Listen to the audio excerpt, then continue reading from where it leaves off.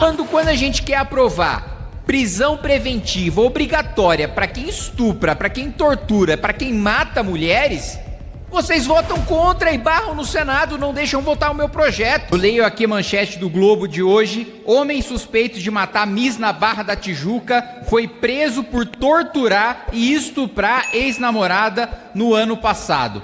Olha que bizarrice.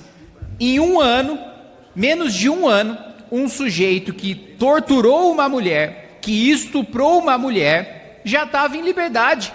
E depois, questão de tempo, matou uma mulher.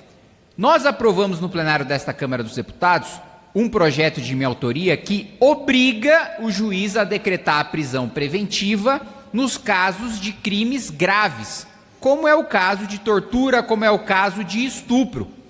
Infelizmente, não teve um apoio unânime nessa casa, principalmente por parte da base do governo, por parte das esquerdas, que votaram contra esse projeto. Agora ele está parado no Senado por resistência do governo, por resistência das esquerdas. Num momento que se fala tanto de feminicídio, de violência contra a mulher, quando a gente tem uma medida efetiva, olha só, o sujeito, ele foi pego torturando e estuprando uma mulher. Menos de um ano depois ele já estava solto e ele matou uma mulher. Mas é óbvio que um psicopata que tortura e que estupra, é questão de tempo até cometer um homicídio, até repetir o crime que ele cometeu. E parado o projeto com voto contrário das esquerdas, da base do governo Lula no Senado. Felizmente, eu consegui construir maioria para aprovar este projeto aqui no plenário da Câmara dos Deputados, inclusive com relatoria do deputado Lafayette e com a autoria também do deputado Coronel Ulisses. Até quando a gente vai ter que esperar mais crimes graves acontecerem, mais mulheres serem mortas, mais mulheres serem torturadas, mais mulheres sendo estupradas, para a gente ter um procedimento mais rigoroso?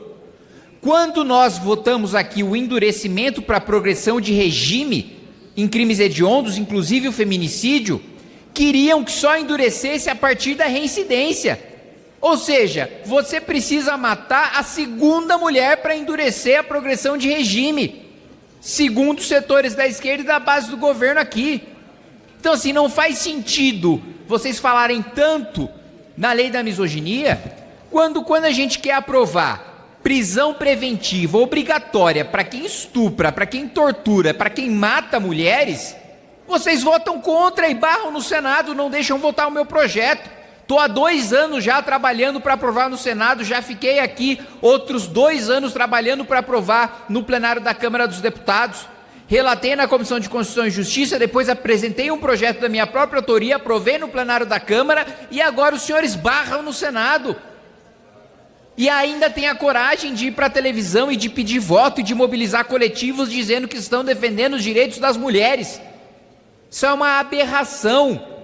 Paralisado no Senado por trabalho, por obra, por insistência e por politicagem da base do governo Lula e das esquerdas, que muitas vezes barram projetos que alguns até consideram bons, mas só por serem de minha autoria querem barrar. A gente precisa aprovar esse projeto para ontem, presidente. Que todos os dias a extrema-direita nessa casa açoita a realidade, açoita os fatos. E quer substituir fatos por narrativas. Teve uma época que nós dizíamos contra fatos não há argumentos. E agora eles dizem contra narrativas não há fatos. Mas os fatos são incontestes. Quem desbaratou o esquema de corrupção e fraude no INSS chama-se Luiz Inácio Lula da Silva. Chega, cala a boca! Primeiro item da pauta, PL 580 de 2022. Deputado Kim Kataguiri é o autor do projeto, relator deputado Marcelo Queiroz, do PSDB do Rio de Janeiro. Deputado Kim Kataguiri, pelo Partido Missão. Presidente, só agradecer o relator, deputado Marcelo Queiroz, agradecer o presidente Hugo Mota por ter pautado a urgência e o mérito desse projeto, dizer que ele é de fundamental importância. Nosso presidente do Partido Missão, Renan Santos, esteve recentemente em Acari, no Rio Grande do Norte, que é uma cidade conhecida por ser a mais limpa do Brasil, ordeira, organizada, e isso porque uma lei na época do Império criou essa cultura nessa cidade, porque obrigava os cidadãos a limparem a frente das suas casas, e hoje nem lei precisa mais na cidade por causa dessa tradição. As próprias pessoas sentem-se envergonhadas caso a fachada das suas casas esteja suja, né, as suas calçadas estejam sujas, e criou-se uma cultura. Da mesma maneira, na época do cinto de segurança, teve tanta resistência à imposição e tornou-se cultura uma coisa benéfica para a população. Hoje gasta-se dezenas de milhões de reais com a limpeza de rios, com enchentes, com alagamentos, e esse projeto vai nesse sentido.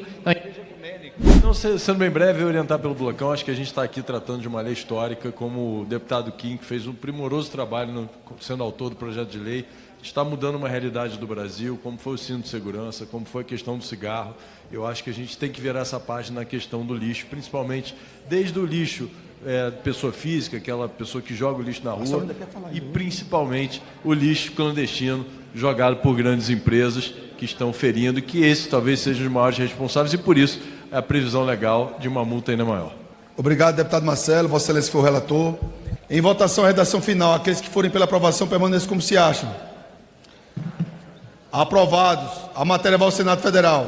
Senhor presidente, agradecer ao plenário pela aprovação por unanimidade do projeto que estabelece a penalidade para quem joga lixo na rua, tanto pessoas como empresas. Recentemente, o presidente do nosso partido, Renan Santos, esteve em Acari, que é uma referência.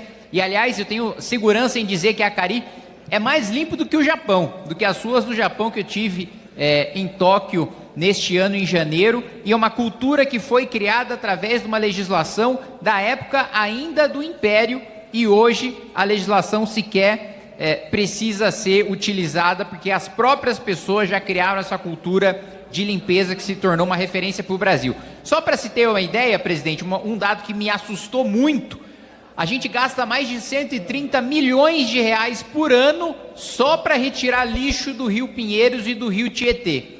Então não adianta você reclamar da administração pública em relação a enchente e alagamento se você joga o seu sofá no rio, se você joga lixo na rua. Isso é uma cultura que precisa ser criada, uma cultura de país civilizado que, infelizmente, nós não temos. Alguns deputados demonstraram preocupação de falar: não, mas isso se resolve principalmente com campanhas educativas. Gente, a punição e a imposição de punição para quem não age corretamente, para quem age causando dano para os outros, também é educativo. Exemplo disso, a época da imposição do cinto de segurança, que na época alguns setores se revoltaram: e a minha liberdade de não utilizar cinto e tal. Hoje é uma cultura que todo mundo entende que é importante para preservar a própria vida. A proibição de cigarro em locais fechados também, quando antes fumavam dentro do avião, fumavam dentro de escolas, e quando foi aprovada a legislação, também alguns setores falaram: e a minha liberdade de fumar dentro da escola, de fumar dentro do avião, né? E isso hoje é uma cultura que todo mundo entende que não faz o menor sentido para a própria saúde e para a saúde pública você você fumar em locais fechados. Então, da mesma maneira, vai esse sentido do projeto de punir quem joga lixo na rua, de punir as empresas também, que muitas vezes prejudicam moradores de áreas mais vulneráveis, fazendo descarte irregular.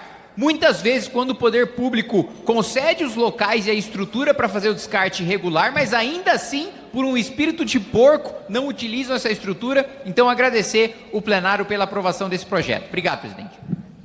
Nós que agradecemos o projeto de Vossa Excelência. Eu quero parabenizar tanto o senhor como o relator, a DOC, o nosso querido Marcelo, do Estado do Rio de Janeiro, pelo brilhante projeto para avançar nesse tema tão importante para a população brasileira.